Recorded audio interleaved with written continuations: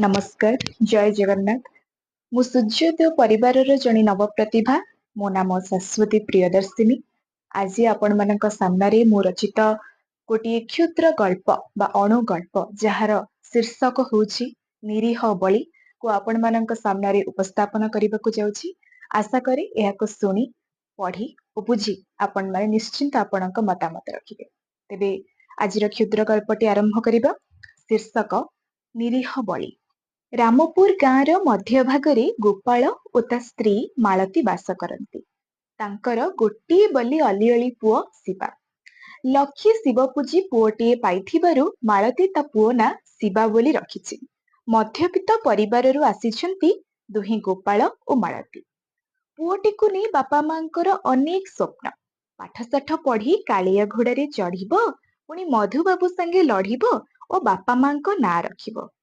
किंतु शिवार पाठ पढ़ारे आदौ मन न थाए। खंडे गाड़ी खंडे फोन टे धरी सबु बेले से सांग मानक मेଳରେ बुलु थाए। बापा को टिकिए डरे जहा किंतु माँ को तिले खातर करेनी। पाखरे यौवन सुंदरता धन संपत्ति अछि बोली तार भारी गर्व। पुणी गोपाल और माधवींकर से गोटे पुओ शिवा बोली बहुत गेल बसरे बढ़ेइचंती। पुओ पई अन्य बंधु बांधवक आगरे दुही भारी गर्व मध्य करंती। से मो पुओ पूरा क्षीर भली गोरा, सबु प्रकार गाड़ी चलेबा शिखी गलानी परा। किंतु कथारे अछि परा, बाहर चिकण भीतर भंपा। दुहे बाहरे लोकंक आगरे पुओर जेते प्रशंसा जेते गर्व कले मध्य घर भितरे ता सकाशे दुहे मुंडरे हाथ देई बसुछंती। मालती सबुबेले गोपाल पाखे बसी कुहे, हेटी शुणुचु पुओटा केमिति मनीष हब कहिलो। जेते कहिले भी मो कथा को तार टिके भी खातिर नाही। सकाळठु राति जाए तो से बारबुला भली बाहरे रहुची, ता सांग मानक संगरे रहुची। पाठ साठ सबु चुलिकी गलानी। पाठ साठ थिले सिना किए हाथ को चाकिरी खंडे आजिकालीर दुनिया रे दब। मु भारी चिंतारे अछि, कौन करिबा कहिलो। ए कथा भाबी गोपाल सकाळु गाँ मुंडरे थिबा मंदिरर गोसेईंक सहित ए विषय रे कथा हुए। पुओ को किपरि भल बाटकू आनी हेब।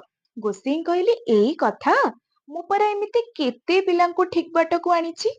सुण गोपाल बाबू, तमे मंगलबार दिन सकाळे आसी मांको पाखरे दीटा छेली आउ दुईटी कुकुड़ा को बलि पकाओ। देखिब ता पर दिनठु तमे तम पुओ को चिन्ही पारिबनी। ता भितरे अनेक परिवर्तन और अनेक सुधार आसी जाइथिब।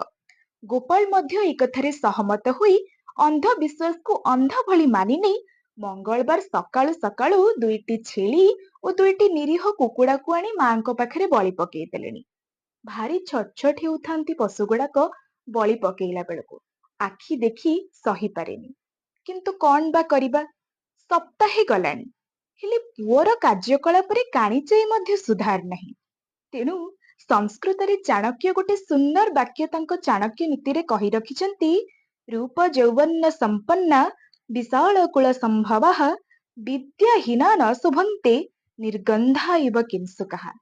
अर्थात चाणक्य कहउचंती रूप यौवन विवेक थिले मध्य उच्च कुल बा परिवार रे तमे जन्म हेथिले मध्य जदि तम पाखरे विद्या बुद्धि एवं सत् मार्ग नाही, व्यवहार नाही, ताहाले जेपरि बासहीन पलास फुलटी समाज रे आदर पाएनी, सेही भले तमे मध्य से बासहीन पलास फुल परी समाज रे आदर एवं सम्मान पाई परिबो नाही।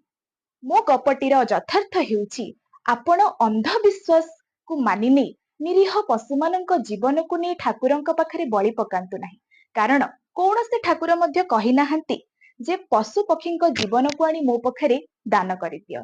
मनीष जो पर्यंत निजे निजको न सुधारिची, निजे निज भितरे परिवर्तन न आनिची, से पर्यंत भगवान मध्य ताको सुधारी परिबे नाही।